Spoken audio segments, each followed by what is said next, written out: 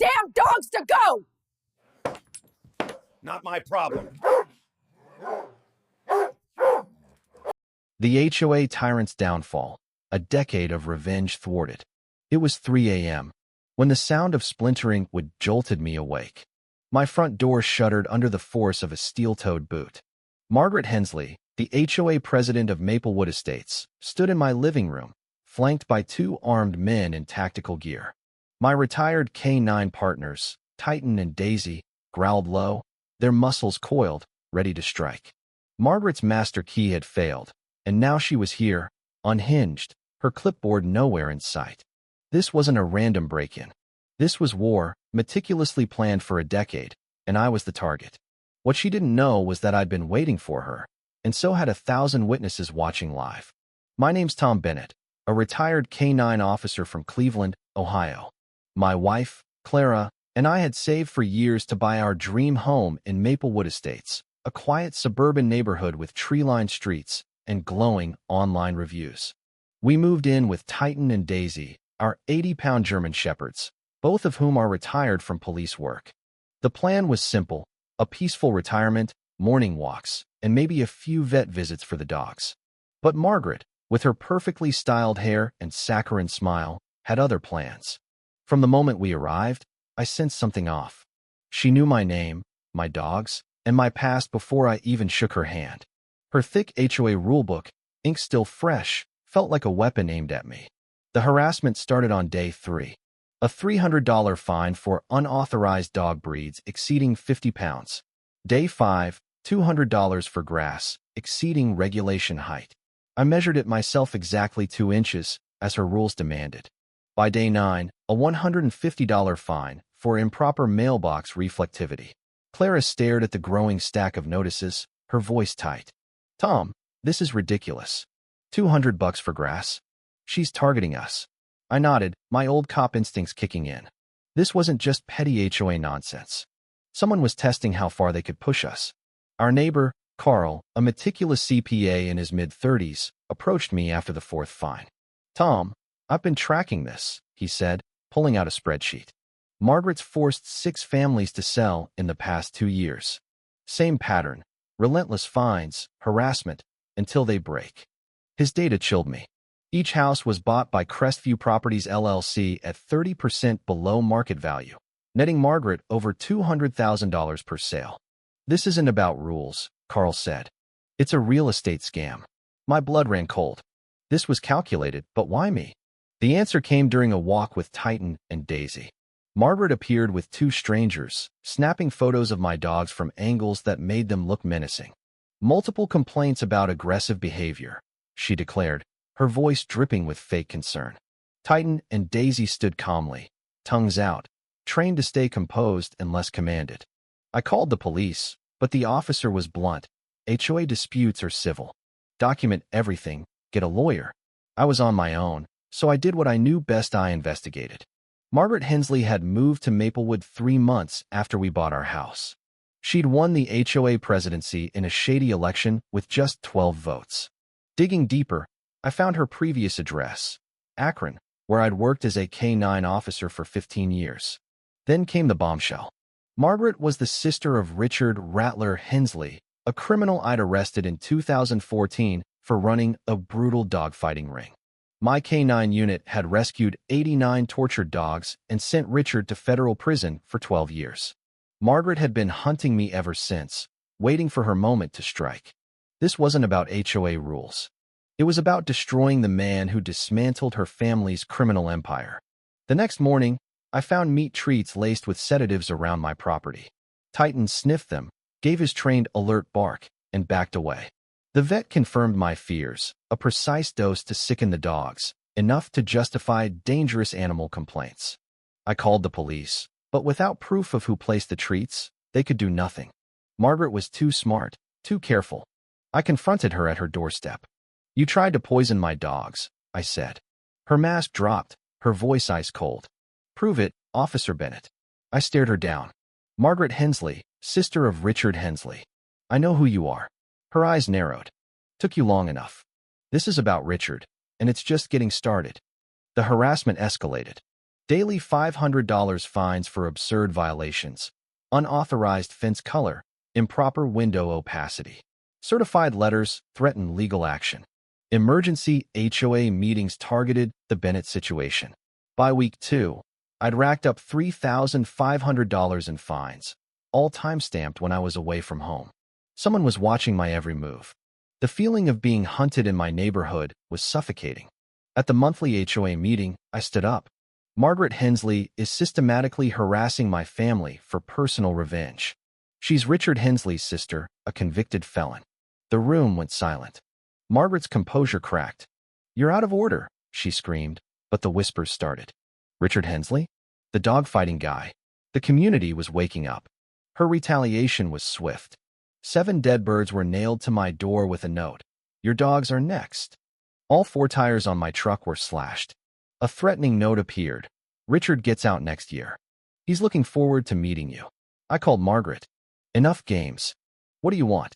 Her voice was venomous. "I want you to know what loss feels like. Richard built something beautiful. You destroyed it." I couldn't believe it. "He tortured animals for profit." She spat back. "Those dogs were just inventory. You chose animals over family." Carl uncovered more. Margaret's scam extended to 2 other cities under different LLCs, netting $400,000 across 6 forced sales. 3 other Maplewood families were in her harassment pipeline. Neighbors started coming forward. Mrs. Larson, an elderly widow, had paid $2,000 for fake landscaping violations. A young couple faced threats to seize their Pomeranian for excessive barking. Margaret had terrorized Maplewood for years, and everyone was too scared to fight until now. The breaking point came when Margaret filed an emergency dangerous animal order, claiming Titan and Daisy were a threat. Her fabricated case file demanded their surrender for behavioral evaluation, code for euthanasia. I had 48 hours. Instead of running, I decided to let Margaret think she was winning. Carl and I set up a trap. HD cameras, live streaming, backup power, and a community notification system. "When she comes for the dogs," Carl said, "we'll have 1,000 witnesses." That night, I got a collect call from Richard in prison. His voice was cold. "Heard you're having neighborhood troubles, Bennett. 8 more months, and I'll visit personally." My mouth went dry. "Looking forward to it," I said, hanging up. Carl found emails about Phase 3 starting that night. Richard's last message chilled me. "Make sure there are no witnesses this time." Margaret wasn't just harassing Mesh, was planning something deadly. I posted on the neighborhood's social media. "Taking Clara out of town tonight.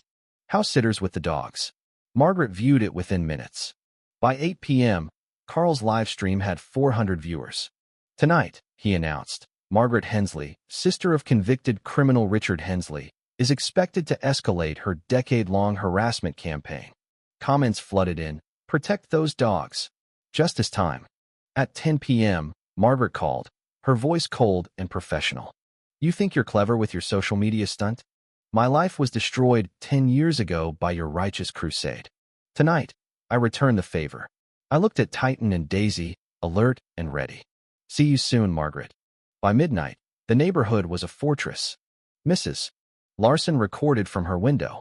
The young couple had backup live stream gear. 5 neighbors had 911 on speed dial. The live stream hit 800 viewers.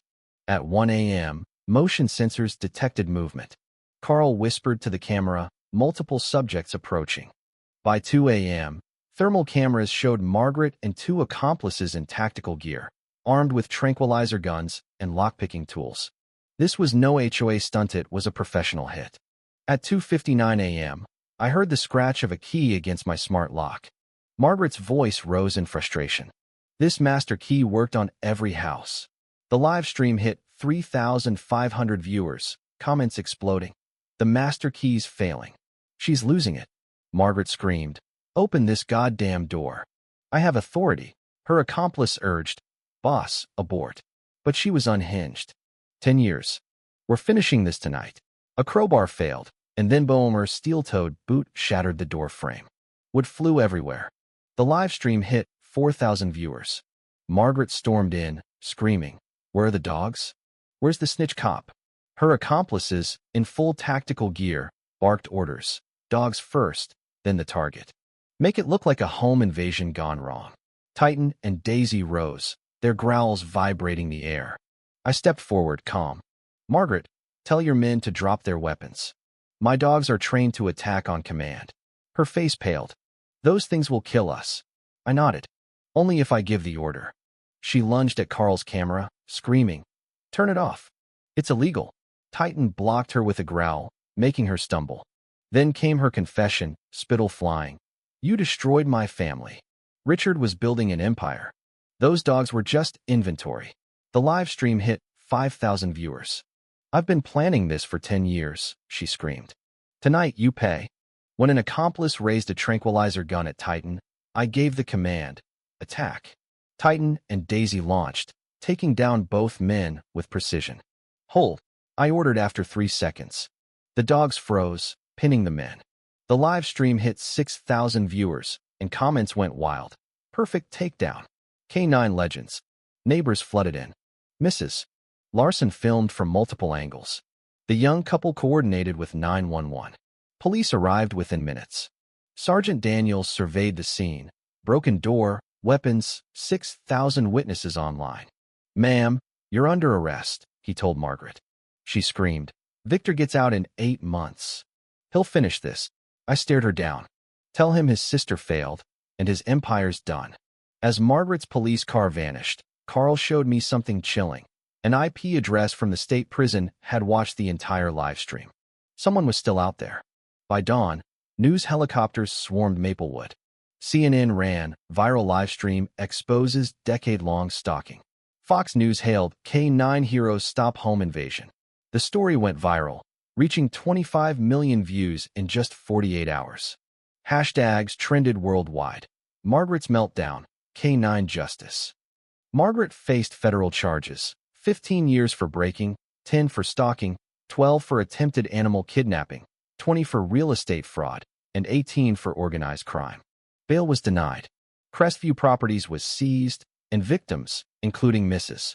Larson, $15,000, and the young couple, $18,000, received restitution. My family got $25,000 and a security upgrade. Maplewood's property values soared 35%, becoming Ohio's most desirable neighborhood. We reformed the HOA, electing Carl as president, Mrs. Larson as vice president, and me as safety director. We abolished 847 rules, live stream meetings, and created a $50,000 community fund. The Margaret Hensley Memorial plaque warned of unchecked authority. Hollywood offered millions for movie rights, but I accepted only projects benefiting animal rescue. My book, My Dogs Exposed a Criminal Network, raised $3 million for K9 programs. Richard attempted a prison escape, adding 60 years to his sentence. He died in custody at 71, his empire extinct. Margaret's final appearance, in an orange jumpsuit, was pathetic. I regret failing, she said. Richard deserved justice. The White House honored us, me with the Presidential Medal of Freedom, Titan and Daisy as national K9 heroes, and Carl for technical excellence. Maplewood hosted the Global Community Justice Conference, drawing 8,000 leaders from 47 countries. My Morrison K9 Academy trains 15,000 dogs annually. UNESCO named us a model democratic community. My consulting firm, Bennett Community Justice, helped 2,500 communities across 67 countries recover $500 million in restitution. Our story inspired 89 countries to adopt K9 standards and 147 to pass community protection laws. 2 years later, an encrypted call from Interpol's Director Lynn warned of 2,847 cases mimicking Margaret's methods. The fight wasn't over, but Maplewood's victory had sparked a global movement. Titan and Daisy, now 10, train new K9s daily. Sitting on our community center porch, watching kids play in the Titan and Daisy Memorial Gardens, Clara read the headline. Bennett Method helps 50,000th community. From one man's fight, we built something unstoppable. Last week, a package arrived with no return address. A photo of young Margaret with an unknown man, captioned, "The Hensley family has more branches." I reported it to Interpol, who traced it to a defunct burner phone. Whoever sent it was gone, but we were ready. Margaret had wanted to destroy us. Instead, she ignited a revolution, proving ordinary people, armed with courage and 2 loyal dogs, could change the world. What do you think about Margaret's actions and the community's response? Was violence justified to stop her? Share your thoughts in the comments. Tell us where you stand on fighting injustice in your neighborhood. Your voice matters.